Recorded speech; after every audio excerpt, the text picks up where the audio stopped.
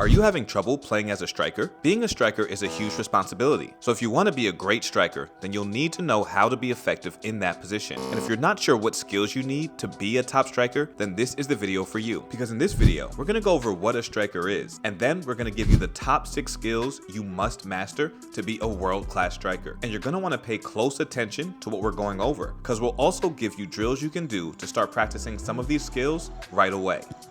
So let's get into it. So what is a striker? A striker, also known as a forward or a number 9, plays furthest forward in the team's formation. Usually, a team will have 1 or sometimes 2 strikers on the field at one time. They're the focal point of a team's attack, and they're always looking to get into goal-scoring positions, try and get a shot on goal. But being a striker isn't just about shooting and scoring. A great number 9 links up with teammates, creates space for others, and puts defensive pressure on the other team's defenders. Remember, you don't need to be the biggest or fastest player to be a great striker. You need to be clever, composed, and clinical. So let's get into those 6 skills. And really quickly, if you enjoy any of my videos or playlists or training plans, then please make sure you like this video, subscribe to the channel, and turn on all notifications. It really helps the channel and helps me continue to give you all free content so that we can all be the best players we can be.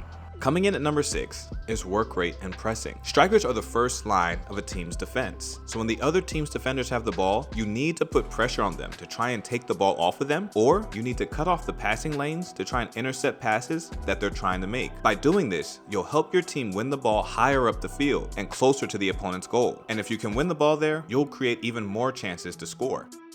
Number 5 is hold-up play. Sometimes you'll receive the ball with your back towards the opponent's goal, and you'll have to keep possession of it while your teammates get forward to support you. This is called holding the ball up and requires you to be able to shield the ball from defenders until someone is open for you to pass it to. Shielding the ball is one of the most important skills in the game. It's when you have the ball and the defender is on your back, so you put your body between the ball and the defender to prevent them from taking the ball off of you. Every striker, and matter of fact, every player must master this skill to be effective. It's so important that I'll be making a video on shielding the ball that you need to watch out for. So make sure you have all your notifications for this channel turned on.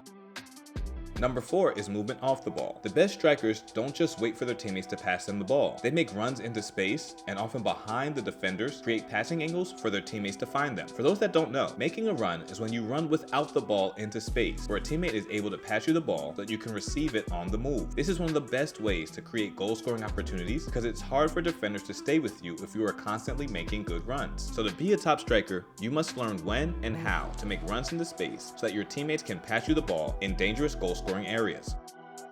Number 3 is dribbling. The greatest strikers are able to consistently dribble by their defenders in 1v1 situations. Being a good dribbler adds a dangerous element to your game because it gives you another way you can beat defenders and score. Now, you can still be a good striker even if you're not a great dribbler. Look at someone like Erling Haaland. He doesn't really beat players 1v1 very often, but he's an amazing finisher and is very effective. But if you can score goals by also dribbling by your defenders, then you increase your chances of scoring, because if your teammates aren't getting you the ball in the right spots, you'll still be able to create a goal-scoring opportunity on your own, which is what players like the Brazilian Ronaldo, Thierry Henry, and Mbappe are able to do so often. So if you want to improve your dribbling skills, make sure you check out my playlist called Dribbling Made Easy, where I have a ton of videos and drills to help you master your dribbling.